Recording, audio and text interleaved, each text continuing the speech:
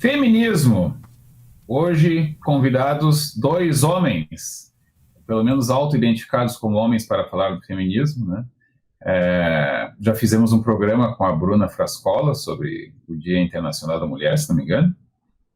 Mas o feminismo, que também não é assim muito bem visto por muitas mulheres hoje em dia, ele tem tido problemas pela última versão, que é a terceira onda. Então, se tem a terceira, a gente já sabe que tem a segunda e tem a primeira. Há sempre o perigo de fazer um grande anacronismo, né? Então, eu já vi gente dizer que a peça Lisístrata, né, seria um primeiro marco de feminismo na história, o que é completamente equivocado. O argumento da peça Lisístrata é: até as mulheres que são completamente voltadas para coisas minúsculas do lar, até elas já perceberam que a Guerra do Peloponeso tem que acabar. E detalhe, as mulheres não podiam ver essa peça, porque as comédias só podiam ser vistas, como elas tinham caráter, às vezes, de crítica, de sátira, só podiam ser vistas por homens. Então, elas podiam ver as tragédias, que tinham caráter educativo, mas não as comédias. A gente vai encontrar algumas referências já, por exemplo, na Revolução Francesa, a Olympe de Gouges é um pseudônimo, né, de uma tentativa de fazer uma emenda à Declaração do Homem e do Cidadão, né, que não passa, não é aprovado. Então, ela tenta fazer aquilo que passou a ser chamado como a Declaração dos Direitos da Mulher e da Cidadã, mas não era uma outra declaração, era uma emenda acrescentando direitos específicos para as mulheres. Vão ter vários homens filósofos defendendo que as mulheres são iguais aos homens, isso ao longo da história toda. Nos séculos 17, 18, 19 se torna um pouco mais comum, mas realmente assim, um primeiro movimento muito organizado com essa ideia, não das mulheres tomando a frente de fenômenos, mas elas lutando por direitos específicos das mulheres. O mais marcante, o mais conhecido é a das sufragistas, e quando surge a segunda onda, se batiza essa onda de primeira onda do feminismo. Essa primeira onda do feminismo tem como característica central e muito marcante uma ideia bem liberal, ou diriam até burguesa, né, do direito individual de ser igual perante a lei. Então, as mulheres, nessa perspectiva, elas querem pura e simplesmente ter os mesmos direitos e até os mesmos riscos e ônus que os homens, né? Elas entendem que elas têm de ter direito a voto, elas têm de ter direito ao trabalho, não apenas o trabalho de mulher, mas o trabalho que elas quiserem, né? Então a gente pode dizer que essa ideia de a mulher vai ser o que ela quiser tem um pouco raiz nisso aí. Só que nesse momento inaugural, realmente a ideia é de igualdade. A luta da primeira onda é uma perspectiva liberal de ser perante a lei igual, tendo direito, por exemplo, ao voto, de votar e ser votado. Aí é difícil para hoje, no século XXI, muitas vezes a pessoa que tenta entender esses processos, entender que muito antes disso já havia mulheres que às vezes não podiam votar e podiam concorrer a cargos eletivos, né? Mas a grande dificuldade era para a mulher comum. O problema nunca foi para aquela mulher que se destacou milagrosamente, ou por grande esforço, ou por uma confluência de fatores, que conseguiu se destacar. O problema era a mulher comum. Às vezes, um homem reconhecia, fulana de tal é excelente, é muito inteligente, é como se fosse um homem, né? Mas ele talvez não ia ter uma posição tão simpática a que a mulher dele, ou que a filha dele, que ele certamente amava, tivesse direito de voto. Não, a minha filha, a minha esposa, não tem que dar palpite na política, porque elas não entendem nada. A fulana de tal, sim, ela claramente tem essa capacidade. Bom, isso vai ter uma série de desdobramentos.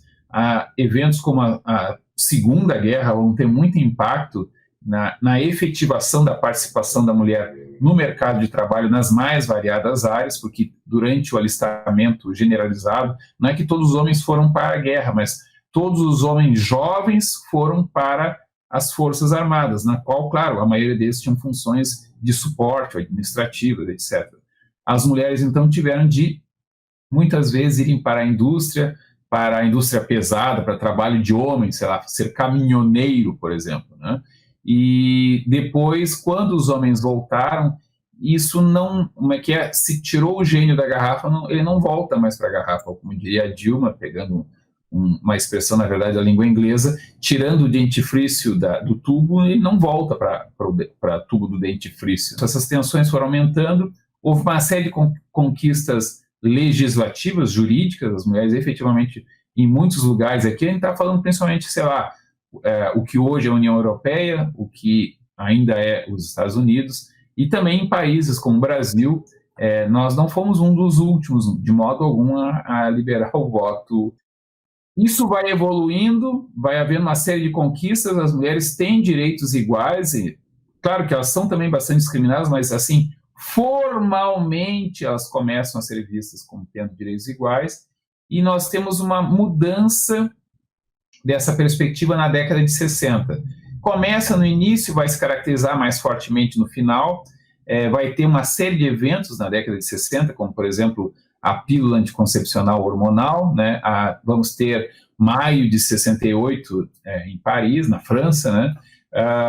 Vamos ter nos Estados Unidos várias revoltas em relação à guerra do Vietnã, vamos ter no Brasil, vamos ter aqui uma encrenca bastante grande, né, com o endurecimento da ditadura militar de 1964. Então, em 68 isso complica, eu nasço e atrapalho muito a vida de todo mundo, né? E vamos ter a seguinte mudança. A segunda onda do feminismo vai se dividir em duas correntes. Uma continua sendo uma perspectiva liberal e que luta, então, por conquistas jurídicas, né, dos direitos das mulheres. Por exemplo, a mulher passou a poder trabalhar e ficou mais claro que ela pode se divorciar, mas no divórcio havia uma grande dificuldade da mulher garantir que ela ficaria com os filhos, né, ou que ela teria pensão. Isso passa a ser mais discutido e é conquistado pelas mulheres mais ou menos nesse momento histórico. E temos a perspectiva do dito feminismo radical, que ele tem basicamente uma perspectiva marxista, né? Um amigo meu disse que não foi o marxismo que invadiu o feminismo, foi o feminismo que invadiu o marxismo. Mas, enfim, o que eu quero chamar a atenção com isso?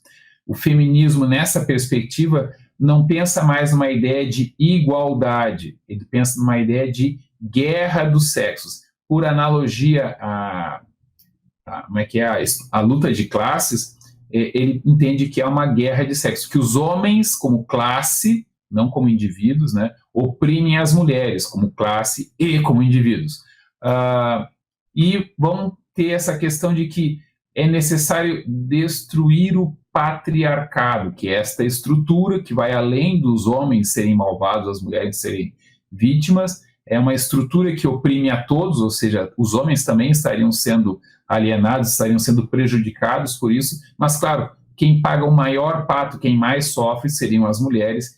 Então essa ideia de conflito, destruição do patriarcado para libertar todo mundo, claro que libertando um fardo maior das mulheres, mas libertando também os homens de uma espécie de alienação de partes importantes deles próprios. É aquela ideia do marxismo, que geralmente o próprio Marx dava uma esquecida, de que os burgueses também estavam sendo alienados porque eles viravam em máquinas burras de buscar o lucro. Então não buscavam a ciência, não buscavam a arte, porque isso era colocado em segundo plano pelo sistema. Isso também vai se desenvolvendo bastante. Eu e o Aurélio, digamos assim, nós somos criaturas dessa época, né? Nós nascemos na década de 60 e, ao longo de nossas vidas, nós vimos essas discussões bastante avançadas, né, na verdade. Lá pelos anos 1990, começa a haver um questionamento de que o feminismo, até aquele momento, ele tinha sido muito focado na perspectiva da mulher branca, de classe média ou média alta, urbana, né, americana, e que estava faltando diversidade às discussões do próprio feminismo, né? E aí passou-se a tentar dar visibilidade e dar voz à mulher periférica, à mulher brasileira, à mulher da favela, à mulher pobre, à mulher negra, a mulher indígena, a mulher fora dos padrões estéticos, né, de um determinado momento, que de fato varia bastante ao longo do tempo, exceto a questão do formato violino, violão, contrabaixo. Isso é muito questionado. Mais recentemente tem havido um desdobramento, que alguns vão chamar de quarta onda, outros incluem na terceira, que vai ser a questão da mulher trans, né? Então, a mulher trans algumas feministas, as chamadas feministas radicais, pelas feministas que defendem a inclusão das mulheres trans, dizem que as mulheres transexuais não podem ser incluídas. Aí tem briga, né? A mulher trans pode participar, sei lá, no festival da mesma tenda coletiva, vamos nos abraçar aqui, suar ou tomar banho juntas, né? Porque, enfim, isso gerou já gerou conflitos concretos e grandes discussões internas. Então, o feminismo é um fenômeno complexo. Eu acho que a maior tragédia do feminismo contemporâneo atual é ser confundido com as feministas mais radicais, mais caricaturalmente radicais. Todo movimento de busca, de conquista de direitos, de diminuição da discriminação e de outros que tem por base uma espécie de assembleísmo, e um assembleísmo no grito, né, ele tende a ser autorreduzido a uma caricatura radicalizada. Por quê? Na lógica de assembleia, quem é que tem paciência de ficar até o fim? Geralmente a pessoa mais obcecada por aquele tema, com uma posição extremamente radical. O resultado é que ele acaba expulsando as pessoas com posições moderadas. Aí, digamos, chamamos uma reunião para as 10 horas da manhã, com a ideia de que termine ao meio-dia. Aí não termina ao meio-dia e o pessoal fica dando informes intermináveis e cada vez mais loucos, né, mais radicais, mais no grito, né, ou ao contrário, também aborrecidos e repetitivos. E aí as pessoas que têm o que fazer, que têm que trabalhar, que enfim têm que fazer, tem que lavar a louça, isso vale para homens e para mulheres, né? Eu e o Aurélio lavamos louça, começam a esvaziar a reunião. Resultado, quando se vai para votar e para se fazer um documento do que se discutiu naquela reunião, só tem as pessoas mais radicais. Não é só no feminismo que acontece isso. Basicamente, todos os ativismos atuais e não tão atuais padecem gravemente disso, e o feminismo, infelizmente, acaba reduzido às posições mais radicais e até, acrescento, mais ridículas possíveis. Bem, primeiro eu gostaria de esclarecer o que não é feminismo. Não é feminismo chamar a atenção e combater e procurar punir os homens que maltratam mulheres a ponto da violência, enfim, de obter relações com ela sem ela desejar, quer dizer, sem consentimento da mulher. Tudo isso não é feminismo, isso é conservadorismo. Eu, conservador, e todos os conservadores que eu conheço, estão pela penalização extrema de homens que assim agem. E isso é histórico. Né? Isso é histórico. Vamos pegar na história, estudo, qualquer século que você pegue da história do Ocidente, ai de alguém que contasse, poxa, fulano está a maltratar tal mulher, ou pegou sua mulher, se aproveitou, isso, aquilo. Ele vai ser caçado pelos outros homens, porque o homem tem uma natural tendência a proteger a mulher. Camille Paglia fala muito disso, né? Essa ideia protetiva do homem. Isso é extremamente conservador. Está em Desmond Morris, inclusive, né? Quando ele faz aquela análise do macaco nu, o primeiro homem, o primeiro casal, ele já desenha isso, né? A mulher como cuidadora do ninho, criadora dos filhos e tal, tem mais essa função. E o homem já especializado na caça, em buscar e cuidado, né? De proteger aquela família, de proteger aquele lar, né? Isso é bastante conservador, isso é tranquilo. Tem até hoje não se pode mais discutir propensões genéticas. Evidentemente que sabe-se, isso aí é uma questão científica, de que o homem desenvolveu, por seleção natural ou não, desenvolveu mais potencialidade para caça, para a visão espacial, para a finalidade de caçar, porque nossos antepassados eram quase todos caçadores-coletores. Então, o homem, como caçava, desenvolveu isso. Então, isso não tem nada de feminismo nisso, de dizer, olha, não, o homem não pode maltratar uma mulher. Isto é universal em todos os tempos. Acho que é uma coisa mais de quase todas as culturas, inclusive é comum a muitas culturas, de que se acha errado isso. O resto é estratégia de quem acredita em luta de classes, ou seja, de ressentimento, transformada em bandeiras para atrair um determinado público.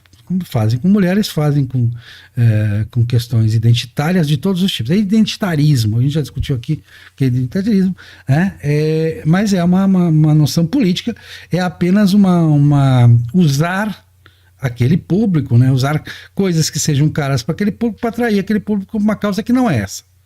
A causa que a gente sabe é a causa de fundo marxista ou de fundo pós-modernista, enfim, uma causa de ressentimento, de destruir as coisas como elas são, destruir a sociedade ocidental como ela é, a meritocracia, todas essas coisas que são vistas como negativas por essa chamada cultura woke também, que é mais moderna e tal, politicamente correto, evoluiu para o woke. Mas sobre isso eu sempre costumo dizer, bom, nós conservadores temos uma coisa muito interessante a dizer sobre isso. Nós observamos detidamente as sociedades implantadas pelo socialismo, por essa turma da luta de classes, por essa turma que tanto gosta de Simone de Beauvoir, essa turma que gosta tanto de exaltar o feminismo e tal, as conquistas das mulheres. E essas sociedades, elas foram marcadas pelo fato de que nenhuma dirigente delas foi mulher. Essas sociedades foram todas dirigidas por homens sem uma única exceção. Aí você vai dizer, mas teve presidentes socialistas. Sim, de países capitalistas, de países liberais. Não existe presidente socialista de país socialista. Não há um único caso.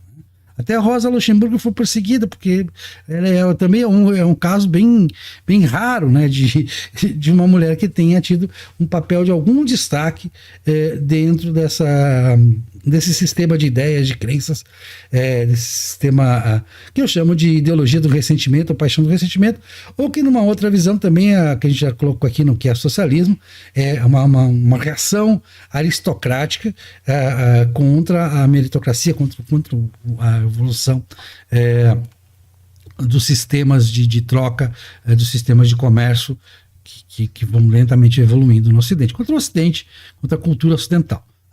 Também se fala do cristianismo, né? Tem muito questionamento do cristianismo. Quando Jesus Cristo diz é perguntado pelos fariseus por que Moisés mandou dar carta de divórcio, ele diz, por causa da dureza de vossos corações. Porque naquela época, e aí vou dar razão, claro, quando você diz que a questão de cuidar dos filhos e tudo mais, e de cuidar da própria mulher, da pensão, naquela época era comum, como é comum em muitas culturas, isso realmente é uma coisa negativa. Eu não vejo como um conservador, principalmente por ser cristão, não vejo isso como negativo. Os homens costumavam ter as mulheres até que elas tinham idade de procriar. Quando passava disso, eles largavam elas, mandavam para fora de casa, a casa ficava com eles.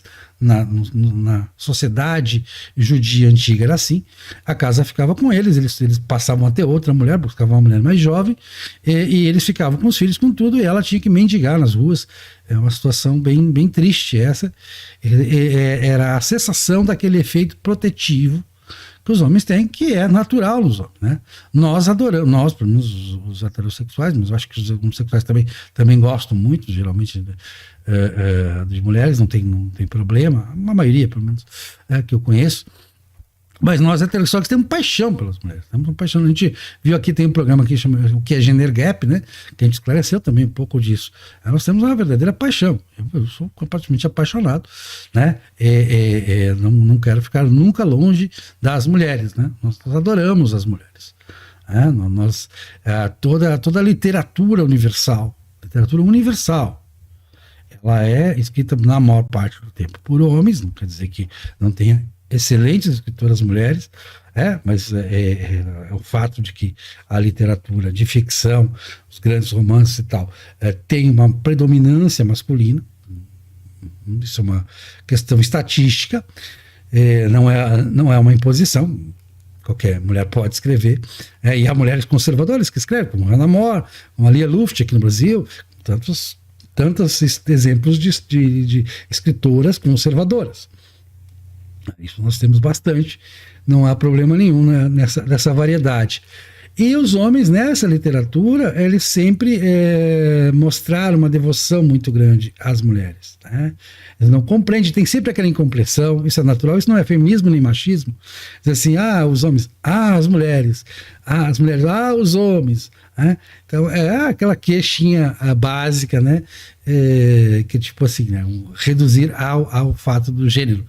Mas isso é uma coisa corriqueira. Então, toda essa pauta feminista woke, essa pauta feminista de luta de classe, que eu vejo muito, eu vejo as postagens delas, elas sempre dizem, nós não podemos ficar só nisso, não podemos ficar só nos direitos iguais, não podemos ficar só na opção... as opções de gênero e coisa e tal, nós temos que derrubar o sistema, nós temos que implantar o socialismo, terminar com as classes sociais, com o patriarcado. Aí vem ter essa história do patriarcado, confundido o patriarcado com o poder econômico. O poder econômico representaria... Há uma paródia, o patriarcado é uma paródia da questão do capitalista, né? O capitalista que representa o poder econômico. A verdade é a questão da organização familiar. No Ocidente, a mulher sempre teve voz dentro das famílias. Né? E a gente sabe, na história das monarquias, por exemplo, claro, as mulheres, houve mais reis do que rainhas, mas a influência das mulheres dentro dos governos dos reis, né, é mais marcante do que a influência dos reis consortes, no caso das rainhas, nos governos delas. Se você pegar o Rainha Vitória, por exemplo, que extremamente conservador, a Elizabeth agora, você não vê uma preeminência, uma função maior do rei consorte dentro do governo delas. Casualmente, não acho que seja uma regra a ser seguida. Mas você vai ver, o caso de Leonor Teles em Portugal, até fiz uma biografia de Leonor Teles, realmente tem que se tirar, há elementos de misoginia colocados pela dinastia de Avis, porque houve uma guerra, houve uma disputa pelo poder entre Leonor Teles e a dinastia de Avis, e aí quem fez a crônica dela colocou elementos lá que põe em dúvida o caráter dela por questões realmente de gênero. Dá para notar um viés aí. Mas isso aconteceu por causa de uma guerra. Claro que ela teve defeitos e qualidades, mas todo mundo sabe, se nota, isso foi uma opção dele, inclusive, que o rei Fernando I de Portugal deu a ela poderes dentro do casamento, ouvia muito, e era muito aconselhado por ela, e ela teve um papel dentro do governo dele muito importante. Então isso é muito recorrente na história. É muito recorrente. E temos aqui, se a gente for falar em conservadorismo e feminismo, que mais que Isabel de Castela? Eu acho que Isabel de Castela condensa toda a nossa ideia de que o socialismo colocado em prática, ou mesmo os seus antecessores no mundo, seus sistemas como o Império Inca ou coisa parecida, nunca teve uma Isabel de Castela. Não tem nenhuma Isabel de Castela para apresentar. Não tem nenhuma Catarina da Rússia para apresentar. Não tem nenhuma Rainha Vitória para apresentar. Então, nós do Ocidente podemos ter elementos de discurso assim de chauvinismo, podemos ter, até como pilhéria, como comédia, como tudo normal. Mas o Ocidente, na história das civilizações, não haverá civilização com espaço maior para a mulher do que o Ocidente, principalmente o Ocidente moderno, mas também a história toda do Ocidente. Desde Roma também. Roma já não era uma sociedade em que a mulher tivesse pouco espaço. Era uma sociedade que a mulher tinha bastante espaço. Muito mais do que na Grécia. A Grécia realmente é uma sociedade homonormativa, a sociedade grega. Se fala heteronormativa, porque a sociedade grega era homonormativa.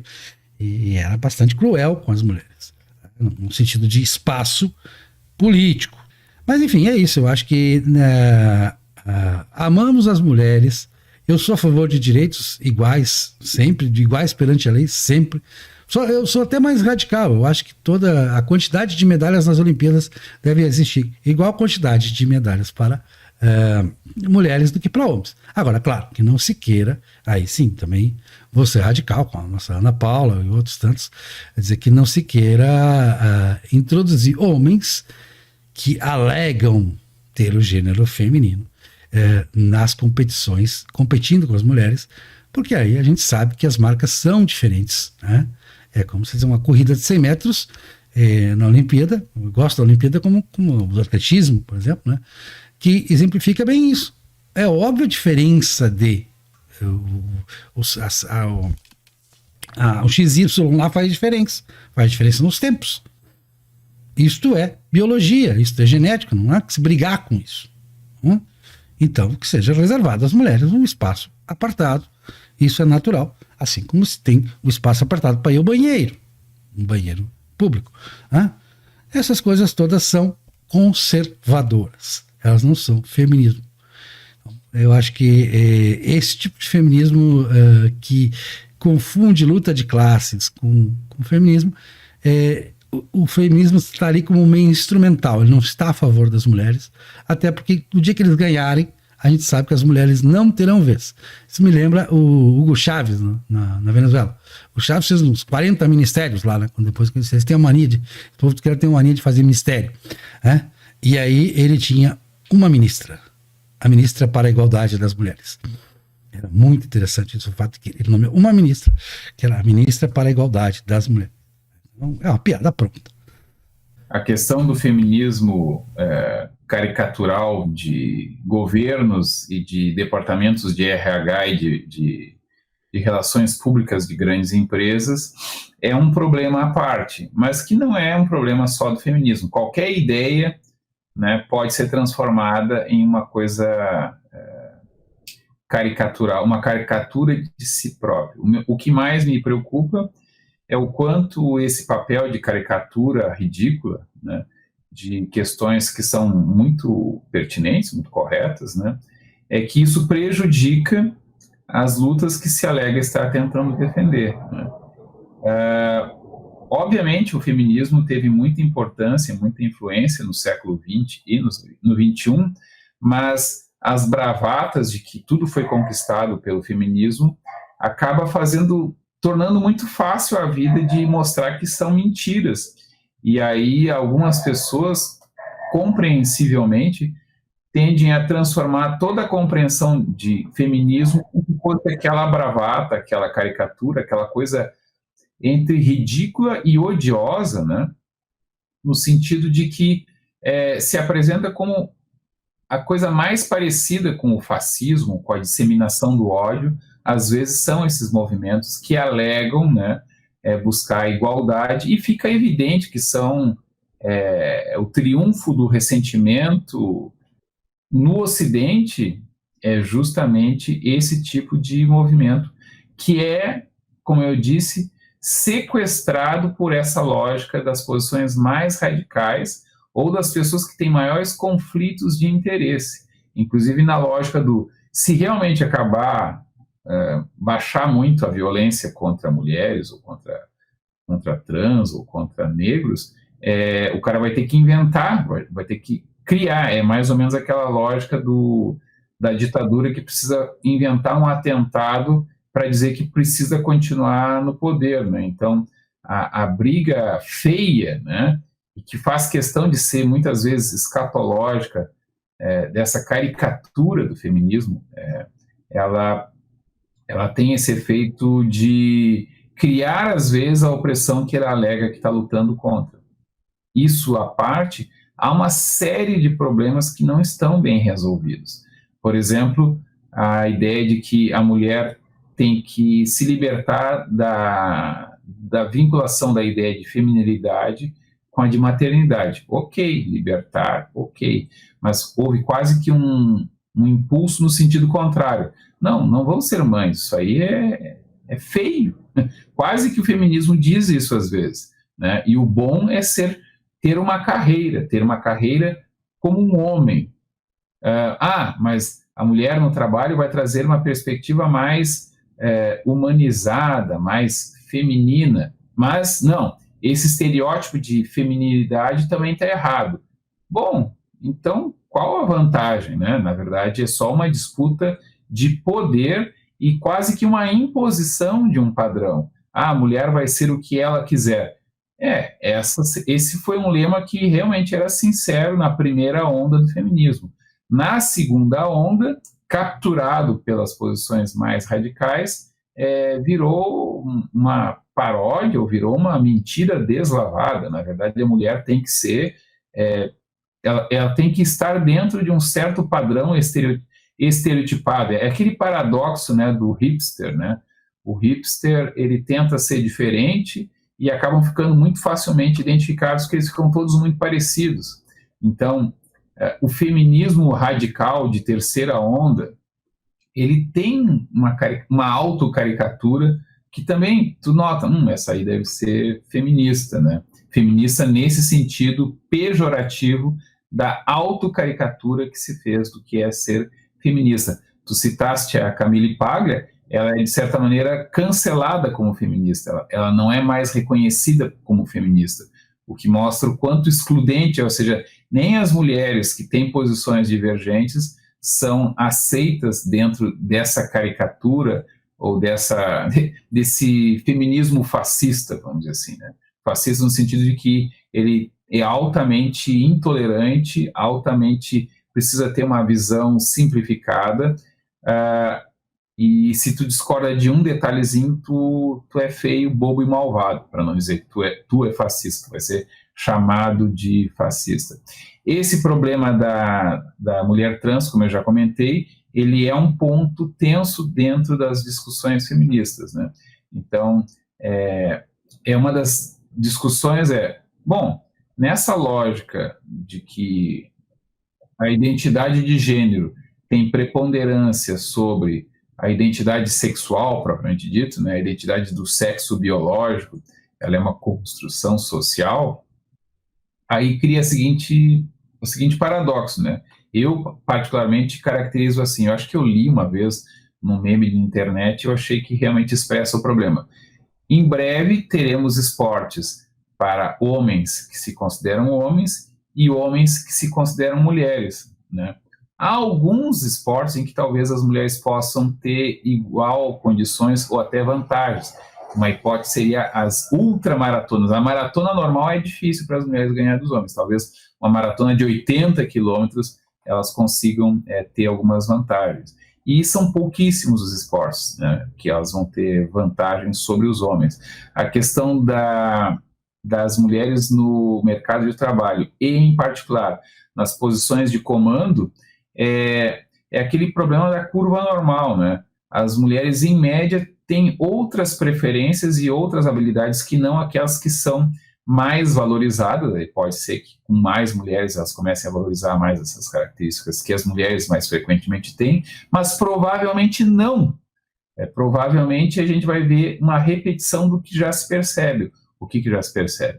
Quando uma mulher está numa posição de comando numa empresa, ela não é especialmente feminina como diretora da empresa. Ela tem as mesmas características pelas quais os homens, quando se destacam nessas características, levam eles a galgar postos na empresa, né? Ou serem, sei lá, rapidamente pinçados por alguma grande excelência, os coloca nessas posições. E não por terem características femininas. Ressalvado que a própria ideia de que há características femininas, ela começa a ser questionada por algumas posições do feminismo. Aí nós temos o seguinte problema: se não é a biologia e não é aquilo que vai ser, então, são estereótipos que essa ou aquela cultura propõe, que caracterizam a feminilidade, pelo que propriamente vai lutar o feminismo? Porque, no final das contas, se destruiu toda a imagem, toda a identidade das mulheres, exceto aquela imagem caricatural. Feminismo combinado mais recentemente com toda a questão do identitarismo, e toda a fragmentação que o identitarismo traz, e toda a negação da realidade que o identitarismo traz, ele acabou desconstruindo a própria ideia de que exista algo como mulher, né? Não existe mulher, não existe feminilidade, e aí o que sobra para o feminismo defender, né? O feminismo é um humanismo, vou propor essa questão, né? Mas não é, posso te garantir, o movimento, digamos assim, político do feminismo não é um humanismo amplo que pretende libertar o ser humano. Ou se pode satirizar, ele libertou as mulheres de terem uma identidade feminina com a qual elas possam se identificar, porque até isso foi demonizado. Se criou uma identidade muito estranha, muito até caricatural, e que aí a maioria das mulheres olha para aquela identidade e diz, legal, eu não vou ser contra o feminismo, algumas vão dizer claramente que são contra o feminismo, ou este feminismo, mas elas não conseguem se ver ali. Há esse descolamento que não é só do feminismo, digamos assim, das posições ideológicas contemporâneas, em que uma elite que de melhores tem nada, né, se descola radicalmente das pessoas comuns, do bom senso. Aqui, claro, o bom senso sempre pode ser criticado como tendo um elemento de conservadorismo no sentido pejorativo, de uma tradição incapaz de refletir sobre si mesma, mas o que eles propõem é uma coisa desconectada de qualquer coisa, exceto daquela lógica da Assembleia, em que fica por último, na hora de redigir o documento, o pessoal mais radical. É isso.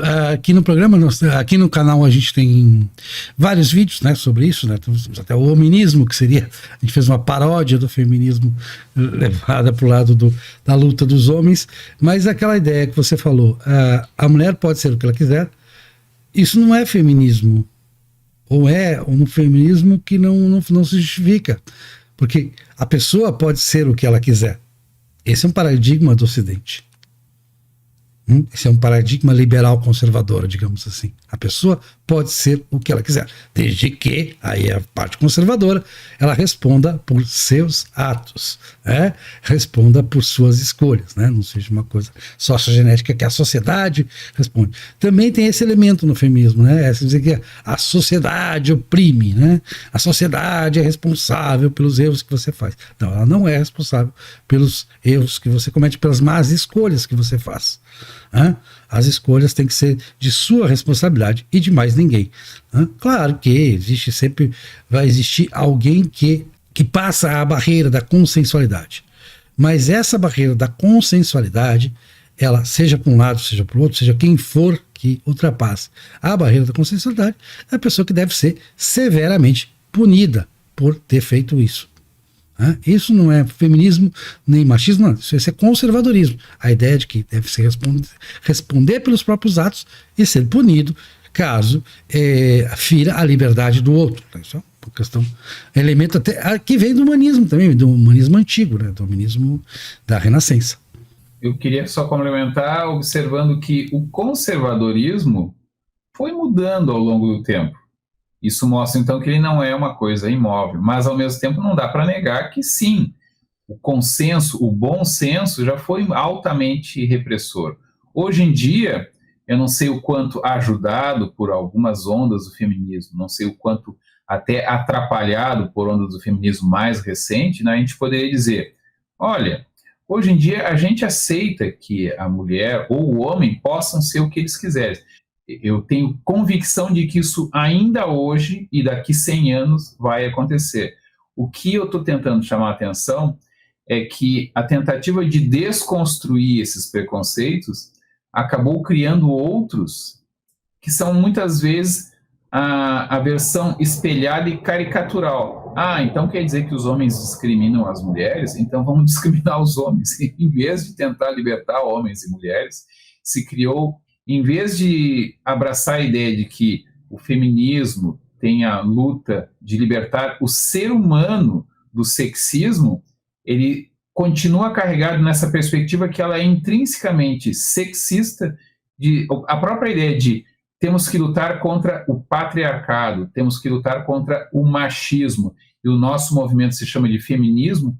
Tudo isso reproduz continuamente o sexismo. Então, falta haver um amadurecimento dessas discussões. Eu acredito que esses excessos podem fazer parte desse processo, ou seja, a gente muitas vezes tem que botar, enfiar o pé na jaca para se dar conta de que está indo por um caminho que por ali não vai dar certo. Então, esses radicalismos insanos, né, não só do feminismo, mas diversos ativismos identitários, eles ainda podem levar à sua superação. A minha esperança é essa. O feminismo precisa superar o sexismo que não havia tanto nas primeiras ondas e, estranhamente, acabou se reforçando quanto mais eles tentaram desconstruir tudo, desconstruir todos os preconceitos, todos os estereótipos, e, no final das contas, acabou negando a identidade feminina, ou qualquer identidade feminina que tenha algum ranço de tradição, ele acabou sendo combatido como o errado. Assim, há esforços de superar isso, mas na lógica de assembleia, na lógica de DCE, né, de centro acadêmico, tem prosperado, e na lógica de eleição dos Estados Unidos, né, tem prosperado a perspectiva mais radical e mais destrutiva, quiçá autodestrutiva. Bom, aí pode ser que a autodestruição dessa loucura que é essa caricatura de movimento de libertação das mulheres leve a alguma coisa melhor. No momento, nós estamos num momento de tragédia, de destruição, de loucura.